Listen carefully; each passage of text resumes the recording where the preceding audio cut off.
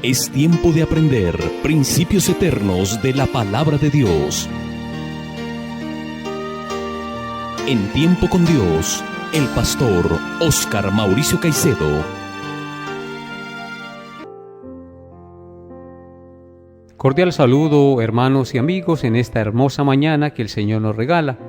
Damos gracias a Dios por la oportunidad que nos da de reunirnos un día más para estudiar el mensaje glorioso de su palabra. Vamos a orar para encomendar la enseñanza de su palabra en este día. Amadísimo Dios, te damos gracias por darnos el privilegio de poder reunirnos una vez más para estudiar el mensaje de tu bendita palabra, que nos redarguye, que nos muestra el camino y nos guía a toda verdad. Gracias por cada amigo y hermano que nos escucha en esta mañana. Háblales a su corazón e instrúyeles para que, instruidos por tu palabra, puedan vivir santamente y hacer tu voluntad. Gracias, Padre, también por mi vida. Ayúdame, Señor, y dame tus palabras para que lo que yo enseñe a todos mis oyentes sea de gran provecho y bendición a sus vidas. Te pido esto, Padre Santo, en el amor de tu Hijo Jesucristo. Dejamos esta enseñanza en tus manos, dándote gracias por todas las cosas que tú nos das a diario, porque eres un Dios muy bueno, que nunca nos faltas con nada, Señor. Te alabo y te bendigo en Cristo Jesús. Amén y amén. Seguimos adelante con nuestro estudio expositivo de la primera carta del apóstol Juan. En el día de hoy nos corresponde estudiar los versículos 2 y 3 del capítulo 4. Dice así la palabra de Dios: En esto conoced el Espíritu de Dios. Todo espíritu que confiesa que Jesucristo ha venido en carne es de Dios. Y todo espíritu que no confiese que Jesucristo ha venido en carne no es de Dios. Y este es el espíritu del anticristo, el cual vosotros habéis oído que viene y que ahora ya está en el mundo. Amén. En estos dos versículos Juan enseña a sus lectores dos cosas. En primer lugar, nos enseña que hay dos clases de espíritus en el mundo: el espíritu de Dios y el espíritu del anticristo. Y en segundo lugar, Juan nos enseña en estos dos versículos la manera en que podemos detectar el espíritu del anticristo. Entonces, vamos a mirar cada uno de estos dos puntos en particular, y en esto vamos a meditar en esta mañana. En primer lugar, el texto de Primera de Juan 4, del 2 al 3, nos enseña que hay dos clases de espíritu en el mundo: el espíritu de Dios y el espíritu del anticristo. Todo espíritu que confiesa que Jesucristo ha venido en carne es de Dios, y todo espíritu que no confiesa que Jesucristo ha venido en carne no es de Dios, y ese es el espíritu del anticristo, nos dice Juan. Amados hermanos, desde el mismo comienzo de la humanidad se evidencia que hay un espíritu maligno que se ha opuesto y se opone a la voluntad de Dios. No debemos olvidar eso. Desde el mismo momento en que Dios creó al hombre, Satanás, el enemigo de Dios, engañó a Adán y engañó a Eva. Y por ese engaño vino la muerte, vino la enfermedad y vino toda desgracia al ser humano. Y al seguir meditando en la palabra de Dios, en Génesis 3:15, encontramos una profecía que el Señor dejó registrada en su palabra.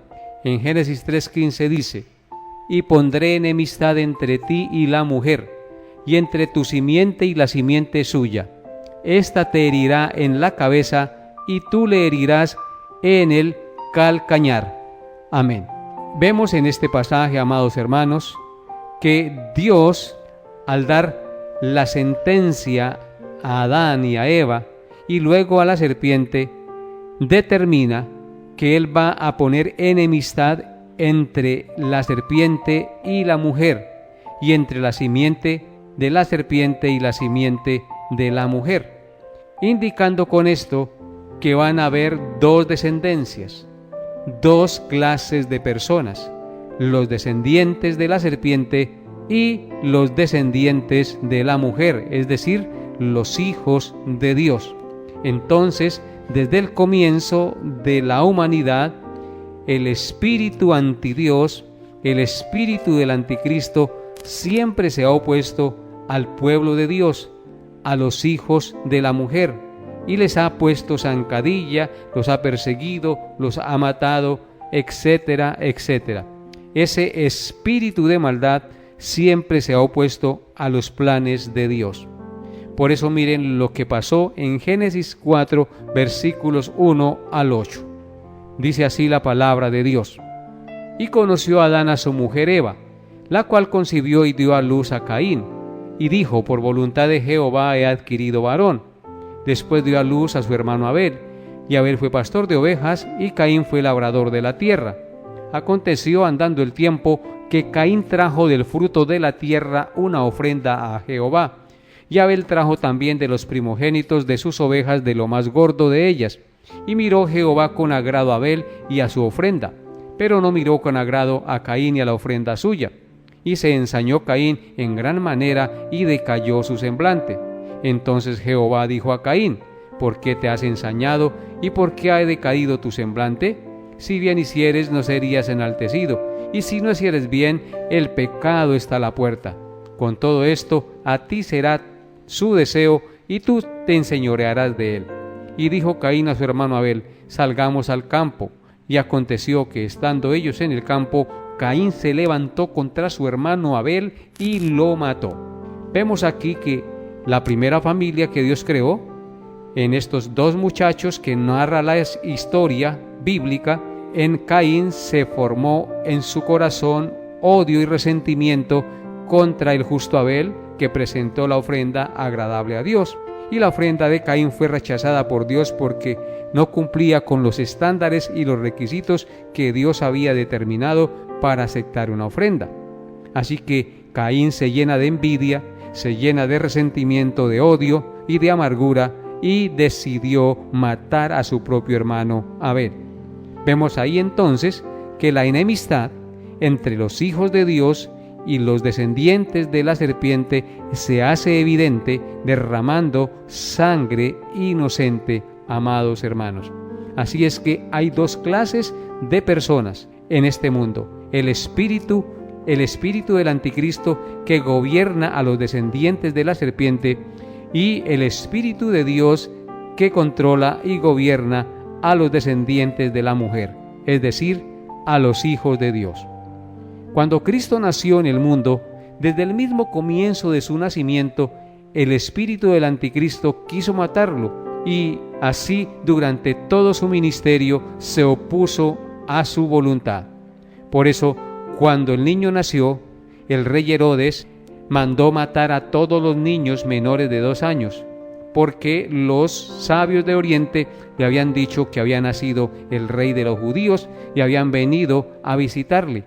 Entonces él mandó matar a todo niño menor de 2 años para acabar con el rey que había nacido. Pero Dios preservó la vida del niño y avisó en sueños a José para que huyera a Egipto, porque Herodes iba a matar al niño. Y así Dios preservó la vida del Redentor. Alabado sea nuestro glorioso Salvador. Ahí entonces vemos el espíritu del anticristo y el espíritu de Dios obrando el uno contra el otro. Y así durante todo el ministerio de Cristo, los fariseos se opusieron a Cristo. El espíritu del anticristo estuvo en los fariseos, en los escribas y en la mayoría de la gente religiosa de la época, hasta que llevaron a Cristo a la muerte. Así es que vemos entonces que Juan nos habla aquí que hay dos espíritus: el espíritu de Dios, que gobierna a los hijos de Dios, y el espíritu del anticristo, que gobierna a los descendientes de la serpiente. Y en segundo lugar, Juan nos enseña en estos 2 versículos la manera en que podemos detectar el espíritu del anticristo. Así es que pongan sus ojos en 1 de Juan 4, versículos 1 y 2, y leamos nuevamente el pasaje. En esto conoced el espíritu de Dios. Todo espíritu que confiesa que Jesucristo ha venido en carne es de Dios, y todo espíritu que no confiesa que Jesucristo ha venido en carne no es de Dios. y este es el espíritu del anticristo, el cual vosotros habéis oído que viene y que ahora ya está en el mundo. El texto que hemos leído nos dice que todo espíritu o enseñanza que no confiese que Jesucristo ha venido en carne no es de Dios. Así es que para detectar al espíritu del anticristo, el apóstol Juan nos dice que todo espíritu que confiese que Jesucristo no ha venido en carne no es de Dios. Esa es la manera de detectar el espíritu del anticristo. Todo aquel que confiesa que Jesucristo no ha venido en carne no es de Dios. Y es que negar la humanidad de la encarnación de Jesucristo es atacar la raíz de la fe cristiana en por lo menos 4 cosas. Y en esas 4 cosas vamos a meditar en estos momentos. En primer lugar, negar la encarnación de Cristo sería negar que Jesús es nuestro gran sumo sacerdote que abre el acceso a Dios. Este sumo sacerdote, que es nuestro Señor Jesucristo, debía ser 100% Dios y 100% hombre, es decir, en todas las cosas semejante a nosotros los hombres, conociendo nuestras debilidades y nuestras tentaciones.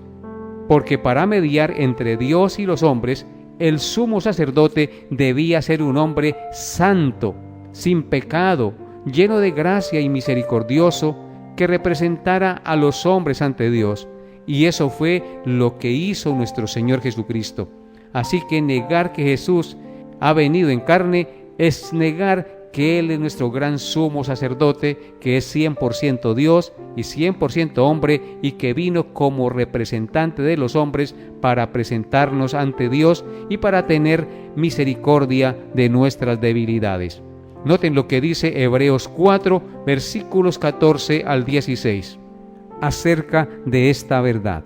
Dice así: por tanto, teniendo un gran sumo sacerdote que traspasó los cielos, Jesús, el Hijo de Dios, retengamos nuestra profesión, porque no tenemos un sumo sacerdote que no pueda compadecerse de nuestras debilidades, sino uno que fue tentado en todo, según nuestra semejanza, pero sin pecado.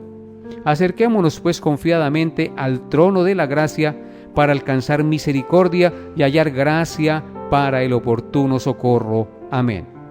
Vemos aquí que nosotros tenemos un gran sumo sacerdote que traspasó los cielos, Jesús, el Hijo de Dios, porque no tenemos un sumo sacerdote que no pueda compadecerse de nuestras debilidades, sino uno que como hombre, igual a nosotros, haciéndose como uno de nosotros, fue tentado en todo según nuestra semejanza, como una persona humana, pero sin pecado. Amables oyentes, Cristo es nuestro gran sumo sacerdote sin pecado. Se hizo hombre y nunca pecó. Por tal razón, Él puede compadecerse de nuestras debilidades porque sabe qué es ser débil, porque sabe qué es ser humano, porque sabe qué es tener sed, sabe qué es ser tentado. Él sabe todo de nosotros. Lo que pasa es que Él nunca pecó, nunca sucumbió ante las tentaciones, y por tal motivo Él es nuestro gran sumo sacerdote que puede compadecerse de nuestras debilidades y representarnos delante de Dios. Por tal motivo, acerquémonos pues confiadamente al trono de la gracia para alcanzar misericordia y hallar gracia para el oportuno socorro, porque tenemos un sumo sacerdote que nos representa y por el cual podemos acercarnos a Dios, porque Él se hizo como uno de nosotros para llevarnos a Dios. Y en segundo lugar, negar la encarnación de Cristo sería negar que Jesús fuera el Salvador. Para salvar a los hombres, el Salvador tenía que ser hombre para identificarse con los que venía a salvar. Como Dios no podía morir, pero como hombre sí podía morir, cargando el pecado de su pueblo y morir en su lugar para salvarnos. Jesucristo es 100% Dios, pero para poder liberarnos y librarnos de la condenación eterna, se hizo 100% hombre, porque como Dios no podía morir, pero como hombre sí podía morir al cargarse nuestros pecados y recibir el justo castigo que nosotros merecíamos por nuestra maldad. Él cargó nuestros pecados y nos presentó libres de mancha y de condenación delante de Dios. Es por eso que en 2 de Corintios capítulo 5, versículo 21 dice: al que no conoció pecado, por nosotros lo hizo pecado, para que nosotros fuésemos hechos justicia de Dios en él. ¿Quién fue el que no conoció pecado?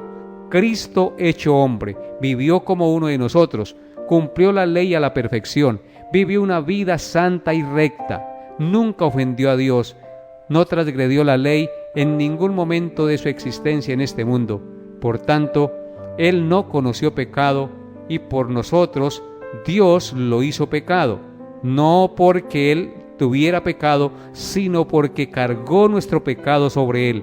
Al cargar nuestro pecado sobre Él, Cristo se imputó nuestra maldad y entonces Dios castigó nuestro pecado en su humanidad para que nosotros fuésemos hechos justicia de Dios en Cristo, para presentarnos delante de Él sin mancha y sin contaminación por los méritos de la justicia de nuestro Señor Jesucristo.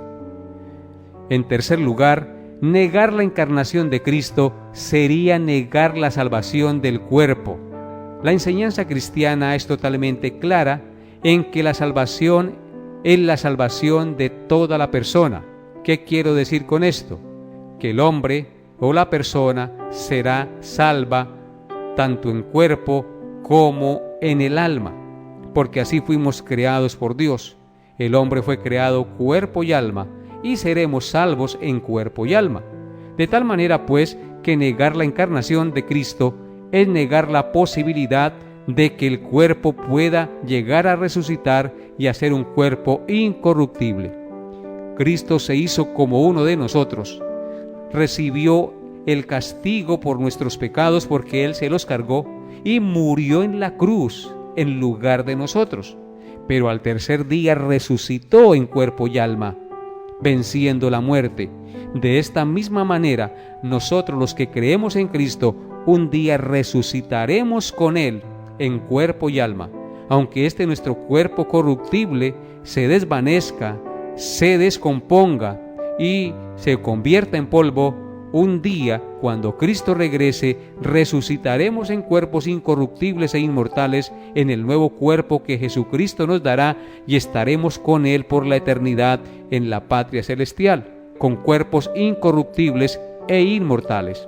Es por eso que en Juan, capítulo 11, versículos 20 al 27, dice lo siguiente: entonces Marta, cuando oyó que Jesús venía, salió a encontrarle, pero María se quedó en casa.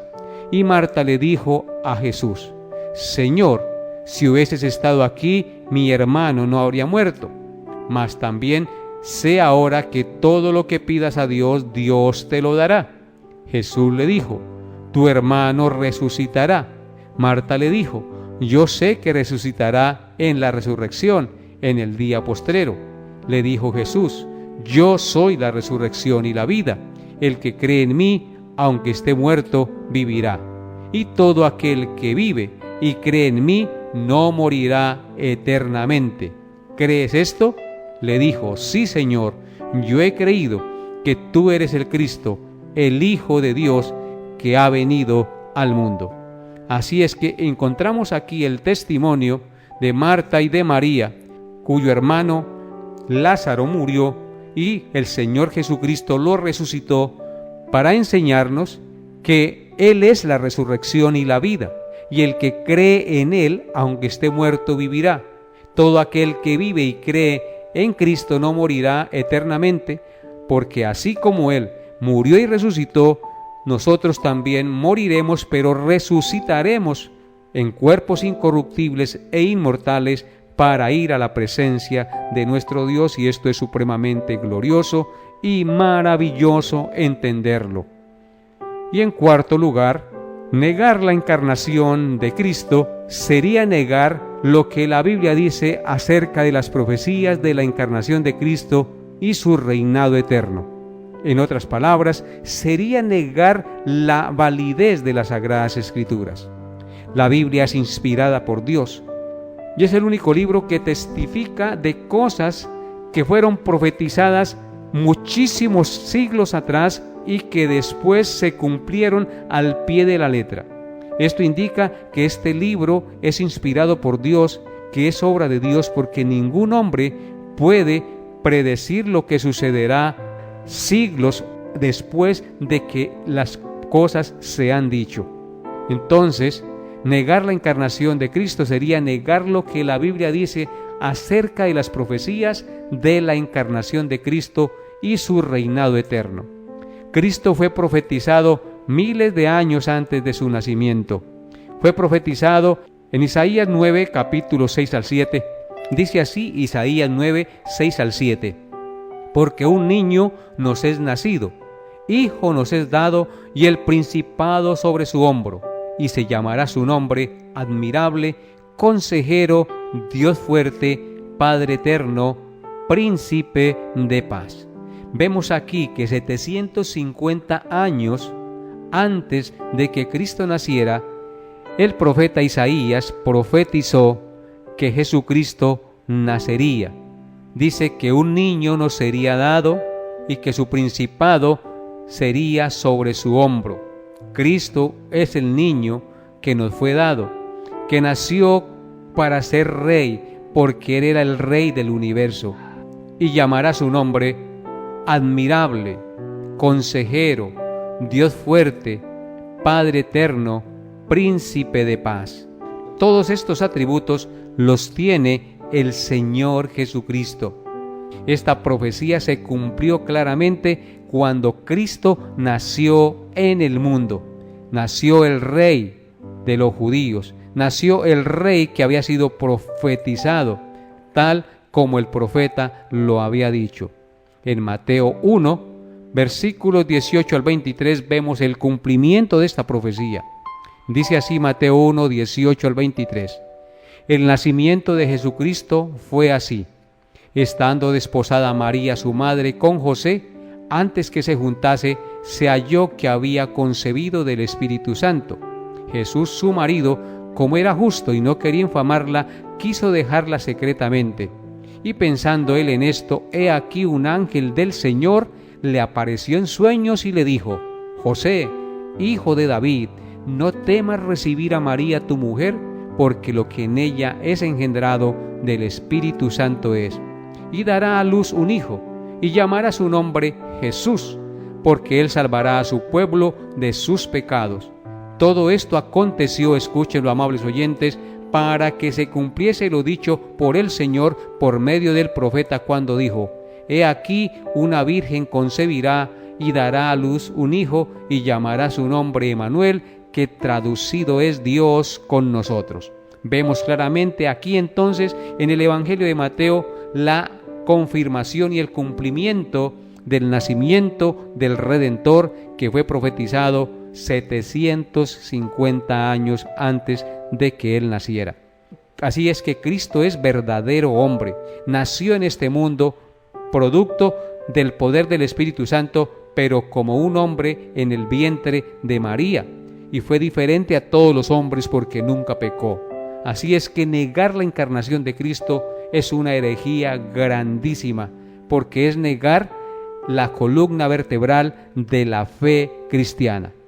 Amable oyente, yo te invito hoy a que confíes en Jesucristo y confíes en lo que dice la Biblia acerca de Él. Él es el Dios que se hizo carne, es el Dios que vivió en este mundo, pero que no cometió pecado, que cumplió el estándar de vida que Dios exige para poder ser salvos y entrar a su reino. Solo Cristo cumplió esa vida preciosa y perfecta que Dios exige. Y Él murió en la cruz para pagar la culpa de nuestros pecados. O sea que Cristo vivió la vida que tú y yo no podemos vivir y recibió el castigo que tú y yo merecíamos recibir por nuestro pecado. Así es que solamente Él nos puede redimir, porque siendo Dios se hizo hombre, murió como hombre, vivió una vida como hombre sin pecado y fue a la cruz y murió como un hombre para llevar nuestros pecados. Confía en Cristo, amado amigo, que me escucha, porque solo Él te puede salvar. Y confiesa tu pecado a Él, porque Él te puede lavar y limpiar de tu maldad, porque solo Él puede justificarle delante del Padre. Ven a Jesús y confía en Él. Y si tú ya has creído, sigue confiando en Él y dándole gracias por el gran amor y la gran misericordia que ha tenido para contigo al morir en la cruz y dar su vida en rescate por ti. Te alabamos, Cristo Jesús, en esta mañana y te damos gracias por tu salvación, porque solo tú lo pudiste hacer. Hasta aquí nuestra enseñanza por el día de hoy. Nos vemos Dios mediante el próximo programa y confía en Cristo como tu Señor y tu Salvador. Bendiciones a todos en Cristo Jesús.